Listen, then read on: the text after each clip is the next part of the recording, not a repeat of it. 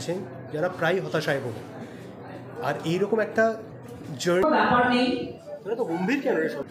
Just নাম বলে দেয় আমাকে। আচ্ছা হ্যাঁ, কেমন আছে? খুব ভালো। কেমন লাগছে বল? মানে কতটা এক্সাইটমেন্ট, সিনেমা নিয়ে কত না টেনশনই, নার্ভাস না এক্সাইটমেন্ট? দেখ, একটা তো নার্ভাসনেস থাকতে বাধ্য, কারণ আমরা যে ধরনের কাজ করার চেষ্টা করছি সেগুলো প্রত্যেক দিন আমরা যেরকম বাংলা সিনেমার ট্রেলার দেখি তার থেকে একটু হলেও আলাদা।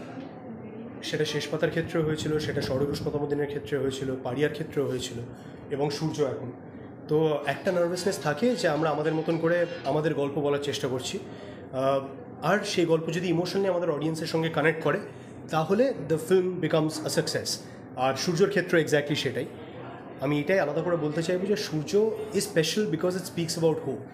সূর্য চরিত্রটাই এবং সূর্য সিনেমাটা দুটোই পজিটিভিটি, হোপ, আগামী দিন আগামী কাল যে আরও ভালো হতে চলেছে সেই বিষয়টা নিয়ে আলোচনা করে, এবং সেইখানে this film becomes very special আজকের পৃথিবীতে। কারণ আজকের দিনে আমাদের আশেপাশে এমন অনেক মানুষ আছেন যারা প্রায় হতাশায় ভোগে, আর এইরকম একটা জার্নি যদি তারা দেখে উপভোগ করেন, আমরা as the makers of the film will be very happy.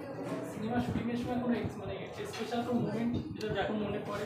প্রত্যেকটা সিনেমার শুটিংয়ের সময় প্রচুর স্পেশাল মুমেন্ট হয়। আমি বললাম যেটা, যে আমরা জিরোতে শ্যুট করেছি, মানে অরুণাচল প্রদেশ জিরোতে শ্যুট করেছি ভরা বর্ষার সময়, মনসুনের সময়, এবং প্রত্যেক দিন ভোরবেলা থেকে বৃষ্টি হওয়া শুরু হতো, আর আমাদের ওয়েট করতে হতো যে বৃষ্টি থামলেই আমরা শট নেব।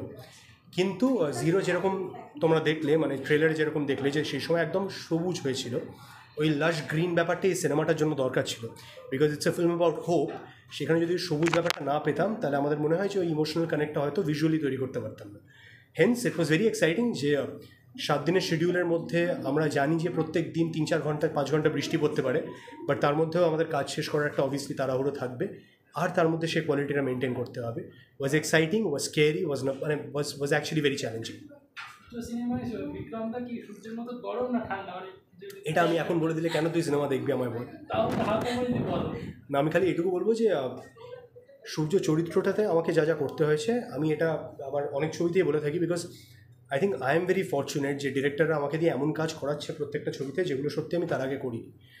সেটা অতনুদার শেষ পাতা হোক, বা অরিত্রর ষড়ের উষ্ণতম দিনে হোক, সেটা তথাগতর পাড়িয়া হোক, প্রত্যেকটা চরিত্র একেবারে আলাদা ছিল, সেইভাবে সূর্য একদমই আলাদা।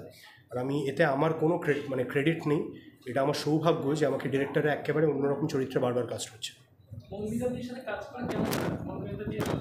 মধুমিতা খুব চিল্ড আউট, খুব ভালো লেগেছে। এর আগেও আমরা একসঙ্গে কাজ করেছি, আমি আশা করি যাতে এর পরেও আমরা একসঙ্গে অনেক কাজ করি। তো this is only the beginning.